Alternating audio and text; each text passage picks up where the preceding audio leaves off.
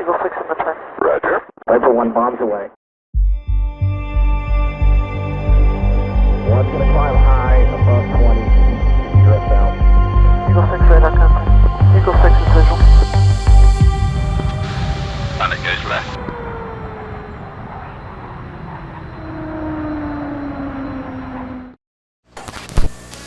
Welcome back to the DCS SITREP, everyone, where we discuss news and information about DCS World, the world's premier combat flight simulator for the home PC. I'm your host, Prickly Hedgehog, and today we look at updates coming to the Mosquito, the Supercarrier, and some exciting news for Tomcat fans wanting to do recon missions. Now we'll begin with one of the most iconic aircraft of World War II, the Mosquito. Unquestionably one of the fastest and more nimble fighter bombers of the war, the FB-6 has been faithfully recreated in DCS World. That is one of many variants, I should add, of the Mosquito, which performed different roles during World War II. Now, ED advises that they are making major improvements to the landing gear physics for the aircraft. The system simulates tire and shock absorber dynamics separately, which provides a new and more realistic feeling of how the aircraft should have behaved while in motion on the ground, especially on rough terrain. Very, very exciting stuff there. Now, this, I think, is really cool for the virtual Wooden Wonder, which, as many of you will know, has large low-pressure tires and short shock absorber movement range. So in other words, the tires themselves provided a degree of shock and bump absorption, which I'm sure was challenging to recreate in terms of handling characteristics. The technology being introduced right now for the aircraft is a proof of concept system, and the team advised that the quirks of the Mosquito's landing gear and tire system make an excellent technology demonstrator. After the upcoming release of the system for the Mosquito, the team advised that they will continue integrating the new landing gear physics into other aircraft. This is actually going to include both World War II and modern aircraft. No mention of which specific aircraft are going to receive this, but again, this is really cool and exciting stuff. So again, it's going to be interesting to experience that on this basis, and to experience what they've kind of cooked up here as a demonstration for future integration into other aircraft, and again, which ones it's going to be. The tires on the hind, as an example, appear to be a little bit more balloonish. They give that sort of bouncy kind of feel when you're operating on the ground. It does feel a little bit clumsy, a little bit almost cartoonish-like. That's not a fair representation of the system on the aircraft, especially when you combine it with the air brake squeak and whoosh, if you like. So again, I do like the effect that they have there, that ED's created for that aircraft. And so again, I think it's going to be really fun to see how this new system rolls into the game, so to speak, no pun intended. Well, let's turn now to the Supercarrier, which is a frequently requested topic on this channel's comment section. I don't think a week goes by, or certainly if I mention anything with regards to the Supercarrier, people ask me, when are we getting updates to the Supercarrier? Why aren't there any updates to the Supercarrier? Where are the Supercarrier updates? So you'll be pleased to learn finally that ED has supplied us with some really interesting news about the Airboss and the briefing room, which I think you're going to be pleased with. So they state here that one of the most anticipated features is the Airboss pre-flight deck functionality, which will add a new layer of realism and functionality to carrier operations for the Supercarrier. This is really cool stuff. So the Airboss station will provide a superb view of the entire flight deck and provide important information such as weather, carrier speed and heading, and more, they say. It will also give us direct control over the carrier's heading and speed for players to maneuver the ship. You'll be able to turn the carrier into the wind for launch and set up recovery operations as well. Now, there is an ATC display which provides an indication of air traffic around the carrier with integrated radios and voice chat interoperability. Arrayed around the pre-flight deck are a number of video displays, such as the landing plat camera, which is to be expected, and further functionality is planned, such as carrier light management and the elevator controls. That was something I remember players were really disappointed with, that you couldn't put your own aircraft on the elevators and move your aircraft up and down and put it back into storage, so to speak, or send it down there for maintenance. So when I read this, I kind of feel too that whole ATC thing could be almost like not a mini game, but almost like a module in its own right. Just because it's so involved, I think there would be player interest in being an actual air boss. So we'll see how this gets integrated and see what transitions as it's implemented in the game and evolves a little bit. But I think there's some scope there for more than just a static kind of display. And they've given us indication that it is going to be pretty interactive. So I'm wondering how much further that can be taken. Just really kind of sprung to mind there with the way that they described it, and also the fact that you have the radios and all the rest of it. I think there's definitely a whole role available there for players interested in being an actual air boss in game. We'll see what happens. As you could, I guess, too, we see this with other games and ATC. There's people out there that love being air traffic controllers. So we'll see what this brings. Wrapping up here for this topic, they have really made good progress, they say, on the finalization of the briefing room. This is going to provide a centralized hub for mission planning and coordination. It will feature a fully 3D briefing room, and it can be customized per squadrons. That's going to appeal to virtual squadrons out there looking to do carrier ops. Each pilot will have a multi-function tablet, which is capable of equipping their aircraft and planning their mission route. The goal of the briefing room is to allow both single-player and multiplayer pilots to have an immersive and realistic mission preparation phase that places them into the action even before entering the cockpit. So stay tuned, they say, for further updates as they continue to refine these long-awaited additions to the Supercarrier module. Really cool. There's nothing in here that I can see that indicates that this Supercarrier stuff is going to come in the next patch. It's quite possible, I expect that. But on a different note, thinking about the air boss, it appears too that Wombat from the Mover and Gonki show is one of their regular guests. It sounds like he might be the voice for the air boss, unless I misinterpreted recent comments. That's what I understand is happening there. So we may hear him as the actual air boss, which is cool. And interestingly enough, on that particular episode, Wombat's now a captain for Delta Airlines, and they had talked about getting Wags on one of their simulators, but it was impractical because Wags is wheelchair bound and they didn't have the ability to get him into that particular simulator, unfortunately. Delta Airlines actually said, hey, we're going to fly Wags out to one of our better simulation hubs, and they're going to pay for that whole thing, which I thought was really cool. So hopefully we get to see some of that, and his experience was with the Airbus simulator. What a nice gesture that was. So we'll see how that goes. Now, interestingly, that episode 2 featured quite a few goodies and comments from Wags on stuff going on in DCS, which we'll insert into this video as topics come to rise. I was actually going to do a reaction sort of video to some of the things that went on in terms of DCS news there, but it's a really long video that covered everything from DCS to UFOs in more than 2.5 hours, so I just simply haven't had the time to go through and do that. So we'll slot in some of those points of interest, if you like, from Wags during this episode. We'll start here with the flurry of videos that Wags has put out on the Apache's fire control radar. He's covering that right now, and he actually mentioned that's been one of his big projects.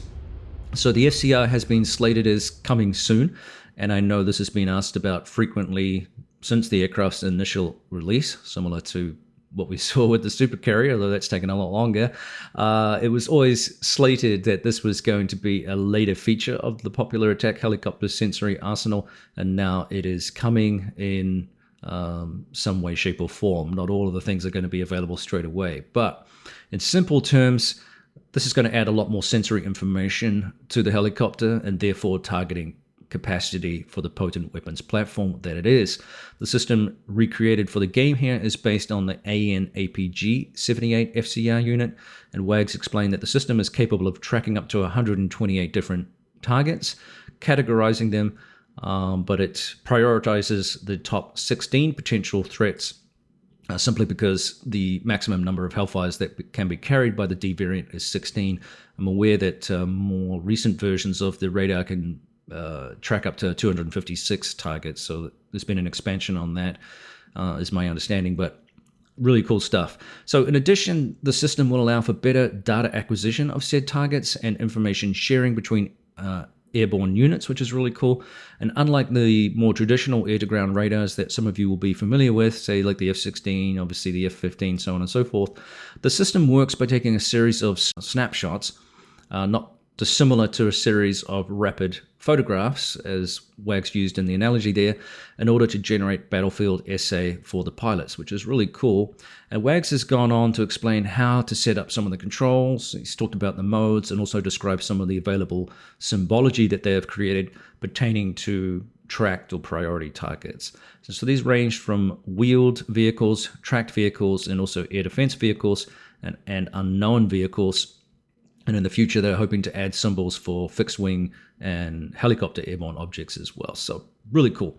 Now, the radar is capable of prioritizing different target types as well based on the scanning mode that you're using and what you're actually desiring to prioritize. We're talking here stationary targets versus moving targets, or a blend of stationary and moving targets. So it's a very, very powerful tool, which I think a lot of players are going to really appreciate. It's pretty clear from the representation that ED has produced and Wags has highlighted that the Apache is an extremely flexible and powerful attack helicopter. It's clear when you look at this model here, even though it's an older model, what a fantastic machine it is. It clearly is one of the best attack helicopters in the world. Now, unfortunately, it's one I personally haven't found enough time to get to grips with, especially in terms of all the weapon systems and all the submenus and things that it has. It is very fun to fly, and I think it is probably, arguably, one of the most faithfully recreated examples of the famous helicopter which is publicly available. So additions like the FCR and other future improvements was really only going to add to player enjoyment, immersion, and overall realism. And as I said, Wags admitted in the aforementioned Mover and Gonki show, this is one of his priority tasks right now that's keeping him really busy, including producing the 3 videos that we've seen over the last week and a bit. Now, on that basis too, it also brings to mind the question of the Chinook project we saw in the 2023 and beyond video earlier in the year. Wags revealed that it appears this will naturally be a beyond 2023 module and not one that's going to be appearing this year. So there's no miracle on Chinook Street, unfortunately, this Christmas. What we know from Wags, though, is that there is a lot of work still going on in the development of the Chinook, including things like the flight model. Those are labor-intensive tasks. Another portion to this are the new features surrounding cargo.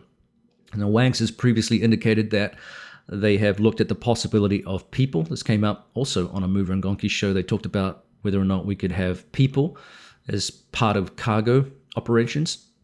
And I think that would be massively popular in the game, especially if it meant parachuting special forces units or dropping insertion teams into remote areas and then picking them up from a different location post-mission. There's no indication that any of this activity is possible right now. I'd certainly love to see that in-game. Regardless, though, one of the challenges Wags indicated was working up cargo for both the Chinook and also the C-130, which is also in play as a cargo hauler as well here. That is one of the things that they want to create for both of these aircraft. It's not a hold up to that, but that's definitely a project that has come to mind. So again, both of these are going to be popular modules and will represent sort of some new multi-crew heavy aircraft in DCS.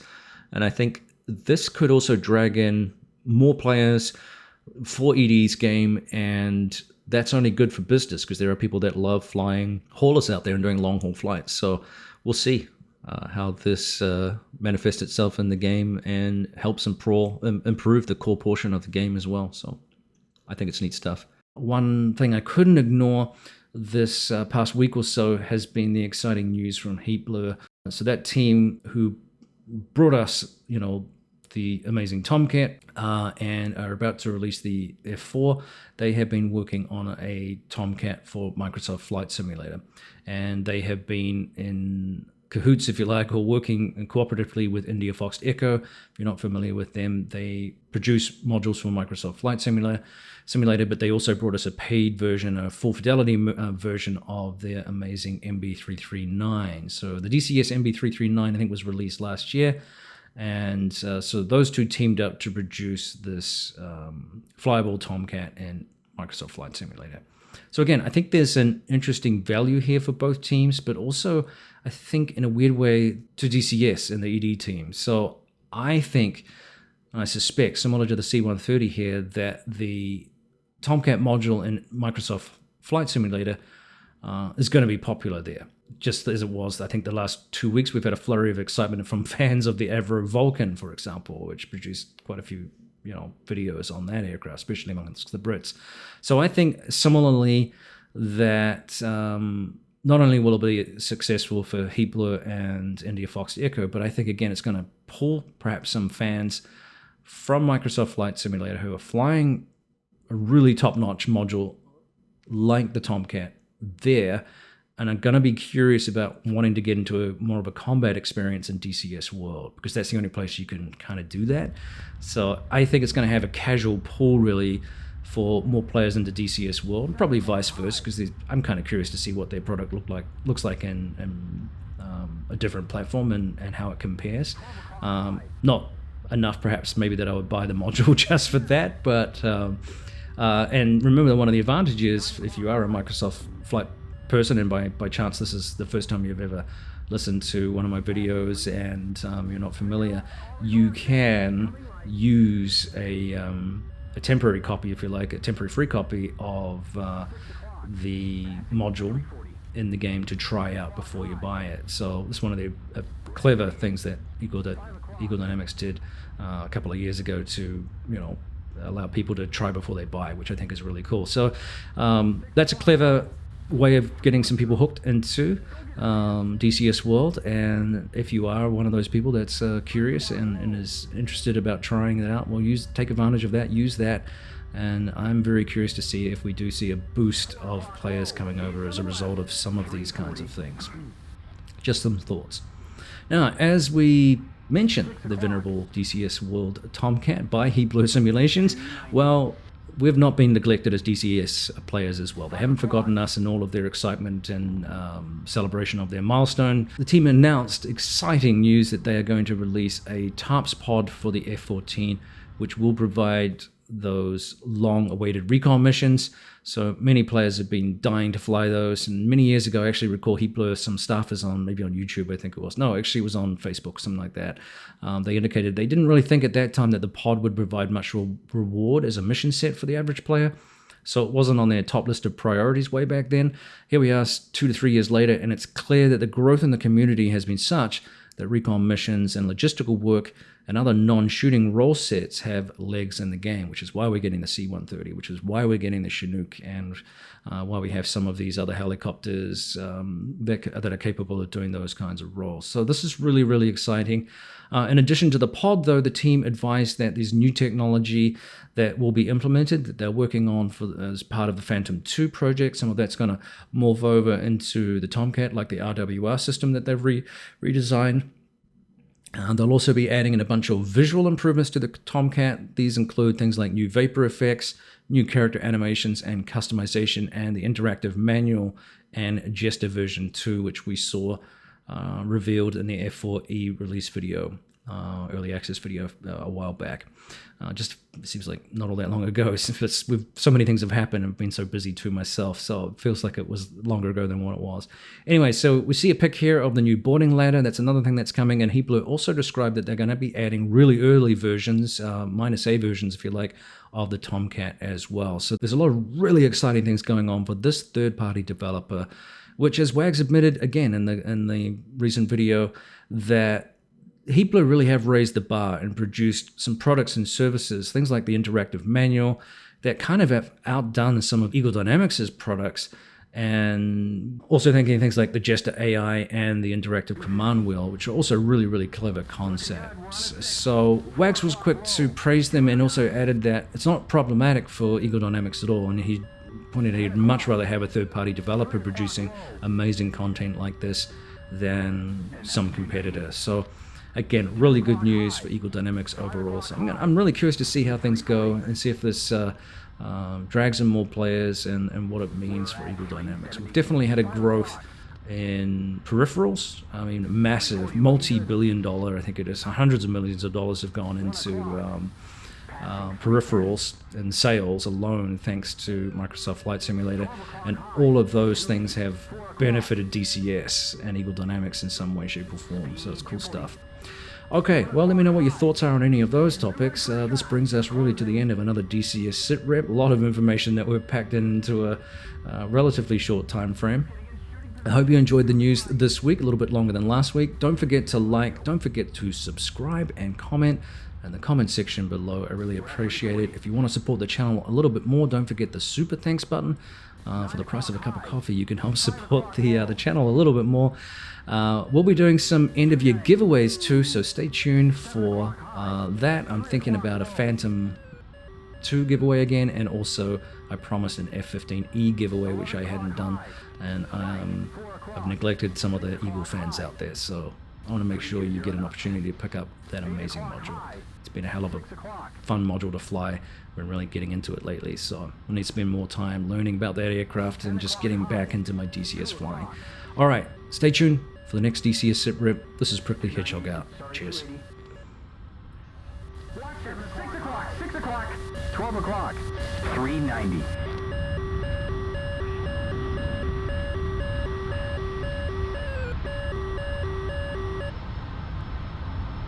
Show 1 360. Let's turn the tide, man.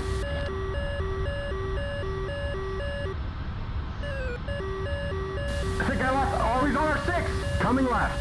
310, almost corner speed. And that's 280. 6 o'clock low.